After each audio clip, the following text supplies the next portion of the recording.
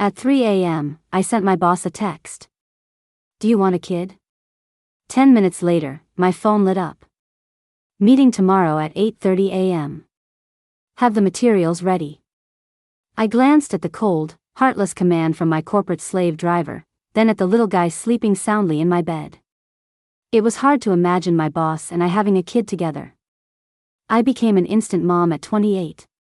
But the kid didn't come from a doctor, he came from Mrs. Davis, the cleaning lady in my building. I was completely stunned when she knocked on my door, holding a little boy's hand. He looked to be about 5 or 6, with bright, sparkling black eyes and a cute dimple on each cheek. He was wearing a short-sleeved shirt and overalls, with a little yellow duck backpack, and was impeccably clean. You could tell his parents took great care of him. He was the kind of kid who instantly makes you smile. That is, until he called me mommy. The moment he saw me, the little boy's eyes lit up. He let go of Mrs. Davis's hand and barreled straight into my arms, hugging my waist tightly. Mommy! He yelled. My eyes went wide. Before I could even say a word, I saw Mrs. Davis scurrying away, mumbling something about needing to go home and cook dinner. The little boy snuggled against my waist and looked up at me with his big, shiny eyes. Mommy, where's Daddy? What Mommy and Daddy? I'm a single woman who's never even been in a serious relationship. Where would a kid this big come from? I knelt down, placed a finger on his forehead, and gently pushed him back. I'm not your mommy, and there's no daddy here. Yes, you are. You are. The little boy's eyes turned red, and he shouted with his cheeks puffed out. Mommy's name is Anna Adams, and Daddy's name is Ethan Shaw. I'm not wrong. My stomach dropped, and my eyebrow twitched. My name is Anna Adams. And Ethan Shaw is my boss. To prove he wasn't mistaken, the kid rattled off both my and Ethan's phone numbers and social security numbers without taking a breath. Then he puffed out his little chest and stood proudly in front of me, his eyes blinking expectantly. Even without him saying a word, I could practically hear him thinking, praise me. Aren't I the best? Sighing, I rubbed my forehead and had no choice but to let him in. I bent down and took out a pair of disposable slippers from the shoe cabinet for him. To my surprise, he carefully placed his own shoes neatly to the side.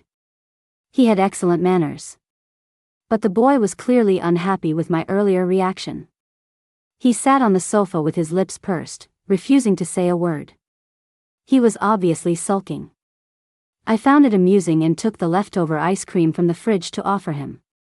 The little boy's face lit up as he took it.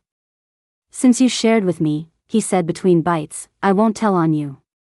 I raised an eyebrow. Tell on me for what?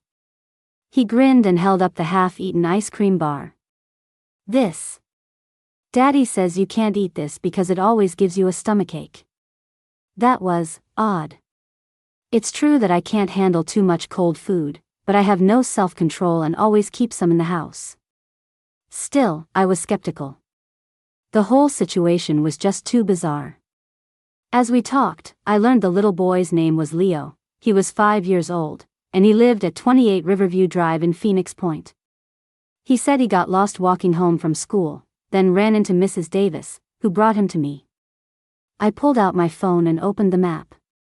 There was a Riverview Drive in New York City, but it was in a new district that was still under development.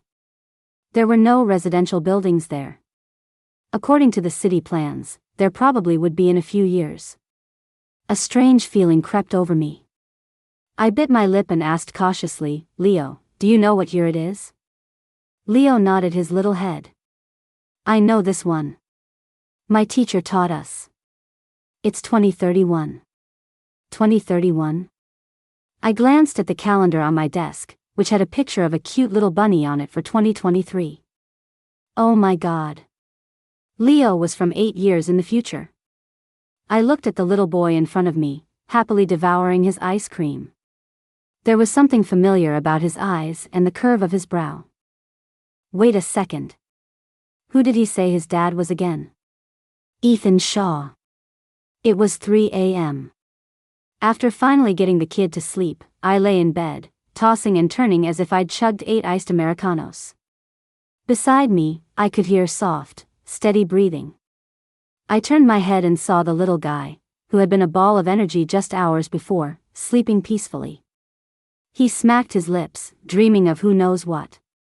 On a strange impulse, I grabbed my phone and opened my message thread with my boss. It was all work, file after file, meeting minutes, and his daily schedule. After a moment's thought, I typed out a sentence and hit send. "Do you want a kid?" 10 minutes later, a reply came through. I held my breath, my heart pounding in my chest. I opened the message. "Meeting tomorrow at 8:30 a.m. Remember to prepare the materials." Staring at the cold, heartless command, I glanced at the time. Gritting my teeth, I got out of bed to work for the damn slave driver. Serves him right for being single at his age. He can marry his work for all I care. After pulling an all-nighter to get the meeting materials ready, I handed them off to a colleague. I asked my jerk of a boss for some time off, dropped Leo at the daycare near my apartment, and then rushed to the office. With a 5-year-old at home, I couldn't leave him by himself all day. By the time I got to the office, it was 10:30 a.m., and 2 new files were already on my desk. Mark, the colleague who helped me out this morning, came over. "The boss wants to see you in his office as soon as you get in." I nodded, picking up the new files and reading them as I walked. When I reached the CEO's office, the door was closed, but I could faintly hear a woman's voice inside. It sounded heated, like an argument, though I could only hear her. I raised an eyebrow but didn't knock, just stood outside and continued reading my files. About 10 minutes later, the door opened, and a stunning woman with a knockout figure walked out. "Miss Sinclair," I said with a polite nod. But she was clearly in a foul mood. She shot me a nasty glare and stormed off. I waited a couple of minutes, then walked in with the files and saw Ethan Shaw sitting behind his mahogany desk. He wore a pair of gold-rimmed glasses, a black fountain pen in his hand, his thin lips pressed into a firm line as he focused on a contract. It was as if a beautiful woman hadn't just been in his office, and no conflict had occurred. I couldn't help but admire him. He was the definition of unflappable. After finishing the contract, he signed his name with a few quick strokes, then looked up at me, his sharp gaze sweeping over me. "Ms. Adams, are you free tomorrow evening?" he asked. I mentally ran through my schedule. "I don't have any other plans at the moment." "Good. Accompany me to a banquet. It starts at 6:30 and should be over by 8 o'clock, he said. I nodded. I could probably pick Leo up, get him settled at home, and then go to the party. Leo would be fine by himself for a couple of hours. With that decided, Ethan waved his hand, dismissing me. I put the files on his desk before leaving. As I reached the door, I suddenly thought of Leo's mysterious appearance and glanced back at Ethan, who was taking off his glasses to pinch the bridge of his nose. His features were sharp, his jawline clean and defined. He had narrow, long eyes that tilted up slightly at the corners. When he looked down, you could see his thick, long eyelashes. Aside from the cold, indifferent expression on his face, he really did bear a striking resemblance to Leo. When I got back to my desk, my colleague Lily leaned over. She asked if the boss had asked me to go to the banquet with him. Before I could answer, she launched into the latest gossip. Apparently, Chloe Sinclair had come in that morning demanding to be his date for the event. Everyone had a headache when it came to Miss Sinclair. My boss, Ethan Shaw, was the sole heir to the Shaw family of New York City and the head of the Apex Group. He wasn't just from a powerful family, he was also brilliant in his own right. He'd been called back to work at the family company during his sophomore year of college. Under his leadership, Apex Group's stock had multiplied several times over, and the company had expanded into real estate, entertainment, and technology. He was handsome, wealthy, and kept to himself, so he was constantly surrounded by women. All the big-shot execs with daughters came sniffing around, eager to snag this ultimate catch for their families. But Ethan was ice-cold to everyone, his eyes only on his work. After a while, most of the heiresses gave up. They were all spoiled princesses, after all, with their own pride and egos. It was always, bye, Felicia. On to the next one. But Chloe Sinclair was different. She was incredibly persistent, showing up at the office every few days. Ethan always maintained his cold demeanor, but it was hell for the rest of us who worked there. Ms. Sinclair seemed to think she was already Mrs. Shaw, bossing everyone around every time she visited. And she especially had it out for me. There were 5 assistants in the executive office, 3 men and 2 women, and Lily had been married for years. So, in Chloe's eyes, I was the scheming vixen trying to seduce Ethan. She gave me a hard time every chance she got. The next morning, after dropping Leo off at daycare, I went to the hospital to submit samples for a DNA test. I decided that if the results came back and Leo was telling the truth, I would tell Ethan. After all, 2 heads are better than 1, and Ethan's brain was a lot sharper than mine. This kid was half his responsibility, too. I left work half an hour early that afternoon, picked up Leo, and explained the evening's plans to him before changing, doing my makeup, and heading out. The gown was from Ethan, a dark green, form-fitting velvet slip dress that made my skin look pale and luminous. The neckline was modest, sitting about an inch below my collarbones. I swept my hair up with a sandalwood pin, leaving a few wisps to frame my face. As if anticipating the bareness of my neck, Ethan had also provided a jewelry set, a purple diamond necklace with matching earrings. I had to admit, the man had excellent taste. When I stepped out of my room, all dressed up, Leo let out a little wow. "Mommy, are you and Daddy going to another party?" Seeing the confused look on my face, Leo puffed out his little chest. "You guys are always trying to trick me so you can have a date night. Daddy picked out this dress again, didn't he? He always makes you look like a princess." He let out a little huff. I blinked, a strange, subtle feeling fluttering in my heart. When I got downstairs, my boss's car was already waiting by the curb. I opened the door to get in and saw Ethan sitting in the back. For a second, I hesitated. "Get in," Ethan's cool voice commanded. I quickly lowered my head, gathered my skirt, and slid in. As I leaned over, I felt Ethan's gaze drift my way. I looked down and realized the low-cut neckline, held up by 2 thin straps, was gaping forward. From Ethan's angle, he could see everything. I instinctively clapped a hand to my chest, my face flushing hot and my ears turning red. It wasn't just about modesty, because of the dress, I hadn't worn a bra, just a pair of pasties. Ethan, however, showed no reaction. By the time I was settled, he had already opened his laptop to work. I don't know if it was just my imagination, but the atmosphere in the car felt incredibly awkward, and Ethan seemed unusually stiff. I noticed that the PowerPoint slide on his screen hadn't changed in over 10 minutes. It was still on the initial project summary page. Since I was in charge of that project, I thought there might be a problem and leaned over to take a look. "About this project, ah." Just as I started to speak, a dark shadow darted in front of the car. The driver quickly spun the wheel and slammed on the brakes. Already leaning over, I lost my balance. With nothing to grab onto, I went tumbling straight toward Ethan. Determined not to be shoved away, I twisted my body with all my might. I figured a face plant on the floor was better than offending my boss. But just as I was about to fall, a long, strong hand grabbed my arm and pulled me back. I ended up in Ethan's arms anyway, with one of his hands on my arm and the other around my waist. The faint scent of sandalwood filled my senses. It was steady and subtle, just like him. In that instant, I looked up and saw his face in the half-light, his profile sharp and handsome. It was a stray cat. "We didn't hit it," the driver reported after getting out to check. He got back in and started the car. Just then, Ethan released me. I immediately sat up straight, turning my head to the side and pretending to be captivated by the scenery outside.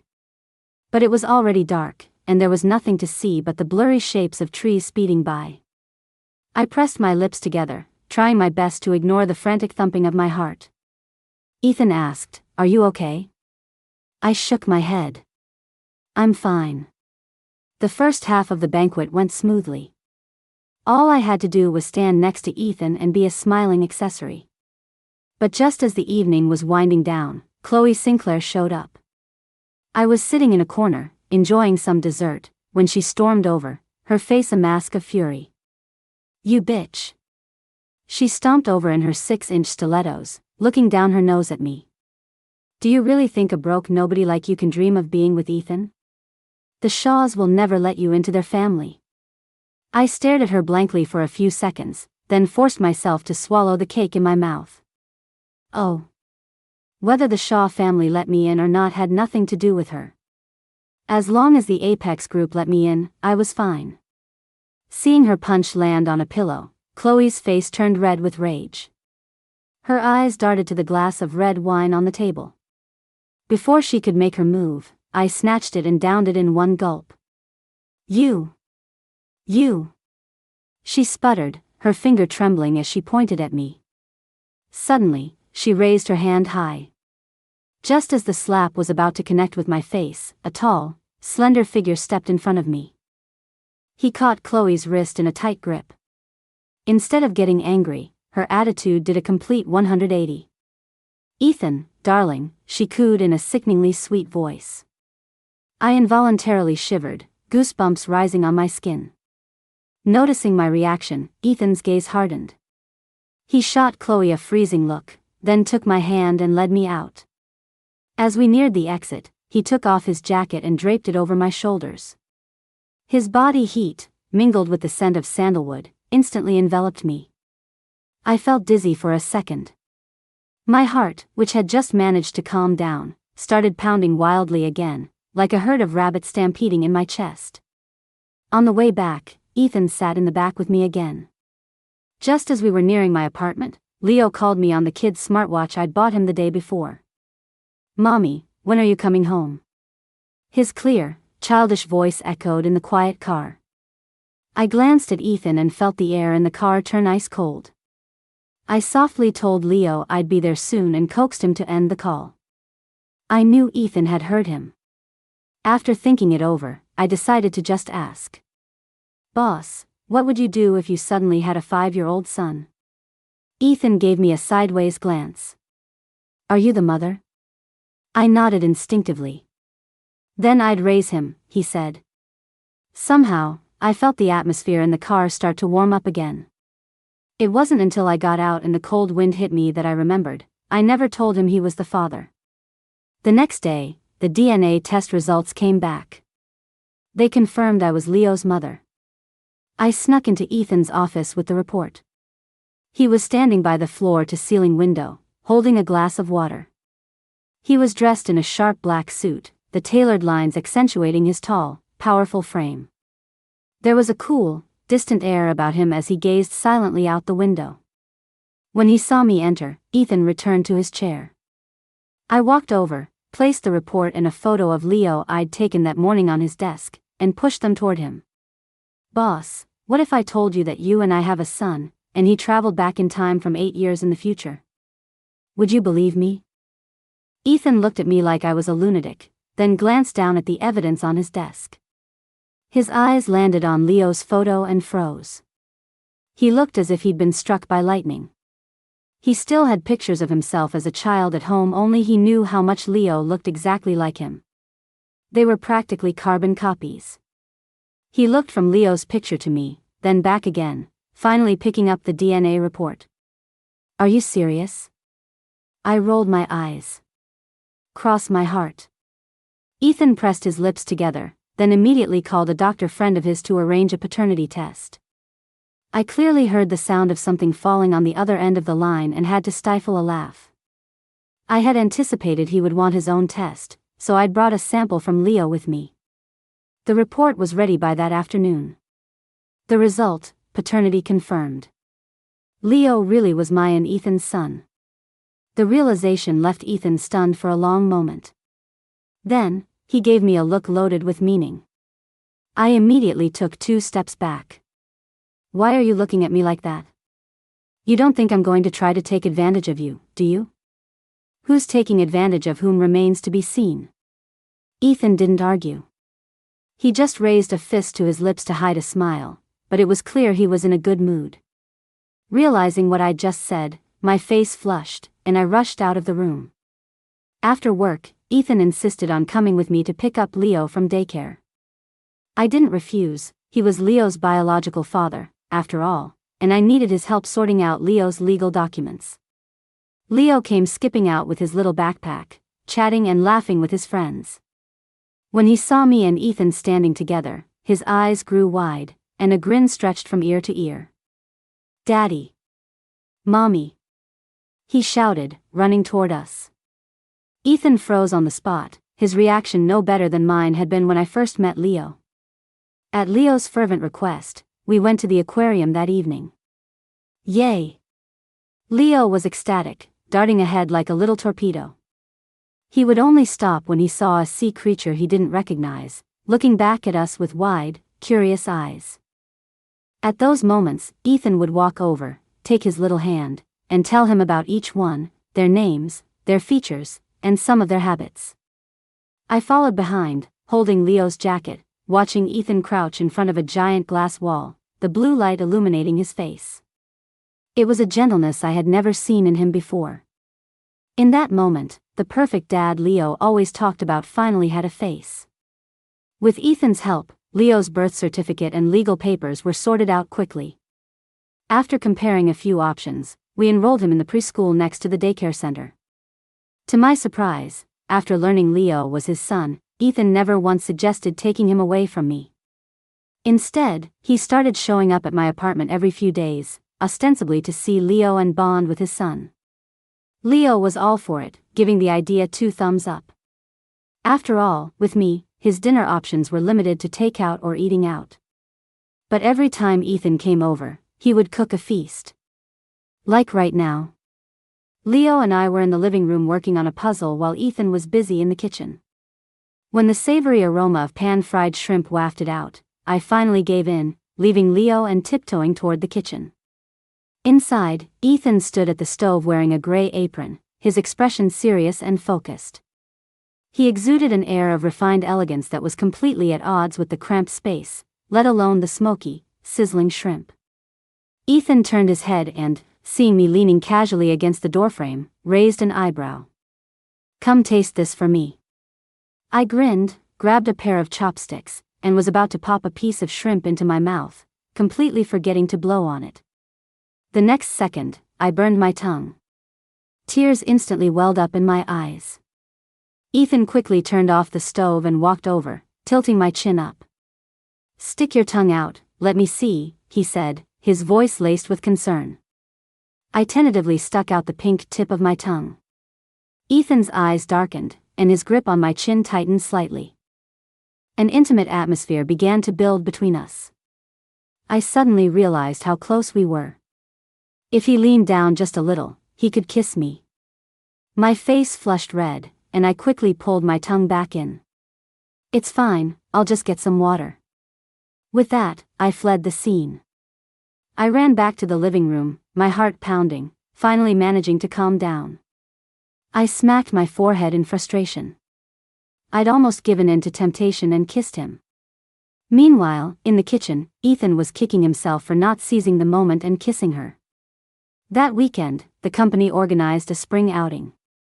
I had planned to skip it since there was no one to look after Leo. "Then bring Leo with us," Ethan said, immediately shooting down my excuse. In the end, Leo joined the trip under the guise of being my relative's kid. On the morning of the outing, Lily called to tell me to hurry downstairs, they were already waiting. I ran to the balcony and saw Ethan's car parked by the curb. I hurried downstairs with Leo. When I opened the car door, I saw Mark in the driver's seat and Lily in the passenger seat. And Ethan was sitting in the back, dressed in casual sportswear. Leo was incredibly excited. His cheeks were flushed as he blinked at Ethan, then called out, "Hello, Uncle and Auntie." Mark and Lily turned around, smiling warmly at Leo. "Hey there, sweetie. Hello to you too." Once we were in the car, Leo sat in the middle, with Ethan and me on either side. Maybe it was my guilty conscience, but I felt on edge. Just then, Lily sent me a text, gushing about the boss. She said Mark had called her early that morning to tell her Ethan had invited her to ride with them. Ethan had even given her the front passenger seat, considering she was pregnant and prone to car sickness. Mr. Shaw is such a considerate and amazing boss. Seeing the dramatic emoji she sent, my mouth twitched. Leo had been too excited to sleep well last night and had woken up early, so he was getting sleepy. Less than 10 minutes into the drive, he was leaning against Ethan, dozing off. Ethan took off his jacket and draped it over him. From the front seat, Lily looked back in surprise. I never knew the boss liked kids so much. Ethan nodded. Leo and I just hit it off. Lily looked back and forth between us thoughtfully. You certainly do. Then she quickly looked down at her phone and started typing furiously. My phone vibrated like crazy. Your Leo looks so much like the boss. The three of you sitting together look like a perfect little family. If this keeps up, I'm going to start shipping you too. Me, innocent. JPG. Once we arrived at the picnic spot, Ethan thankfully stopped acting so conspicuously. A few other colleagues had brought their kids, and they all had a great time running around and playing together. Later, when the barbecue was ready, everyone gathered to eat. A colleague offered a lamb skewer to Leo. Before I could stop him, Ethan spoke up first. Leo doesn't eat lamb. The colleague looked at Leo, then at Ethan, then at me, his face a perfect picture of someone who had just stumbled upon a massive secret. Luckily, no one else nearby noticed, and that colleague wasn't a gossip. But I still snuck over to Ethan's side. Hey, could you tone it down? Are you trying to get us caught? Ethan looked at me innocently. Even if I told them, they wouldn't believe it. Besides, Leo is my son. What's wrong with caring about my own son? Hearing him say it so brazenly, I wanted to clamp a hand over his mouth. In the end, I could only warn him to be more careful before shooting him a glare and walking away. But just as he'd said, no one thought anything of it. At most, they made a few jokes and then dropped it. After the outing, Ethan first dropped Mark and Lily off, then drove to my building and carried the sleeping Leo upstairs. Looking at Leo, fast asleep on Ethan's shoulder, I couldn't help but sigh. It's nice to be a kid. Someone will carry you even when you're asleep. Ethan glanced at me when he heard that. Finally, after putting Leo to bed, he paused at the door before leaving. You know, he said, you could fall asleep, too. After a chaotic weekend, the dreaded Monday arrived. As soon as I walked into the office, I was hit with two pieces of big news. First, Ethan was going back to Columbia University, his alma mater, to give a speech as a distinguished alumnus. During his senior year, the Apex Group had established an honors scholarship at Columbia and donated a lot of money every year since. The university had asked him to speak several times before, but he'd always declined. Why agree now? Whatever Ethan's reasons, he had now handed the task to me. The speech was this Friday. I had to admit, the timing was tight. But thankfully, Columbia was also my alma mater, which made contacting the professors much easier. The second piece of news came from Lily via text. Apex Group had terminated a project with the Sinclair family, and Chloe Sinclair was back at the office. This time, however, she wasn't looking for Ethan. She was waiting for me in the executive office. Just seeing her name gave me a headache. But I couldn't hide forever, I had to go to work. The moment I stepped into the office, I saw a stunning woman with bright red lipstick sitting on the sofa. She was wearing a strapless mini dress, a cup of steaming coffee in front of her. It looked like she hadn't been waiting long. When she saw me, Chloe's gaze turned sharp. Was it you? Did you tell Ethan to stop working with my family? You bitch. You home-wrecking vixen. Do you really think trash like you can compete with me for a man? As her insults grew uglier, my expression darkened. Ms. Sinclair, you should think before you speak. And if you don't have a brain, you could at least fill your head with water. Don't let your intestines take up all the space. Lily snorted with laughter, understanding that I had just called Ms. Sinclair full of crap. Chloe didn't get the joke, but she knew it wasn't a compliment. Furious, she grabbed her purse and hurled it at me. I dodged the bag, but I didn't see the chain strap coming. It whipped across my jaw, leaving a stinging red mark. "Anna!" Lily cried, rushing to stand in front of me. I pulled her behind me. Lily was pregnant, and someone like Chloe wouldn't think twice about the consequences if she started getting physical. The atmosphere was tense and deadlocked. Just then, Ethan appeared in the doorway. Chloe instantly transformed from a raging beast into a delicate, wilting flower, her eyes red and pitiful. But Ethan didn't even glance at her. His gaze fixed on my chin, and he coldly told me to come to his office. Lily tugged on my sleeve. "The boss looks really angry." I didn't even see him this mad when we lost that $200 million project. I nodded in agreement and, bracing myself, pushed open the door to Ethan's office. Ethan was on the phone, pacing angrily by the sofa. I only caught the last 2 lines. "Who does he think he is, coming to Apex to throw his weight around and hitting my people? Cut them all off." Ending the call, he gritted his teeth and looked at me. "Are you made of wood? She hits you, and you just stand there and let her?" I bit my lip. I tried to dodge. I just wasn't fast enough. He shot me a look of pure frustration. "Come here." He then produced a bottle of antiseptic spray and some bandages from somewhere. "Let's disinfect this first." He gently dabbed my wound with a cotton swab, his movements light and careful. I looked up and saw his lowered eyelashes, long and curled, just like Leo's. The room grew quiet, and it felt like we were back in my kitchen. Ethan looked up, and our eyes met. It was as if an electric current passed between us. He slowly leaned in, his soft lips pressing against mine. On some strange impulse, I didn't pull away. Oh my God. I kissed Ethan. I kissed my boss. Sitting at my desk, I couldn't snap out of it. My mind was filled with the image of Ethan's desire-filled eyes and his soft lips. Lily walked by and saw me running my hands through my hair, turning it into a bird's nest. She patted my shoulder. "What's wrong with you?" I turned to her, swallowed hard, and asked, "What does it mean if you kiss someone, and it feels nice?" Lily stared at me for a long moment, then blinked. "You kissed the boss?" Seeing my horrified expression, Lily rolled her eyes dramatically. "I knew it. I could tell the boss had a thing for you for a while now. Haven't you noticed that the 2 times he asked me to a banquet just happened to be when you were on your period? And what about the dresses and jewelry for those events?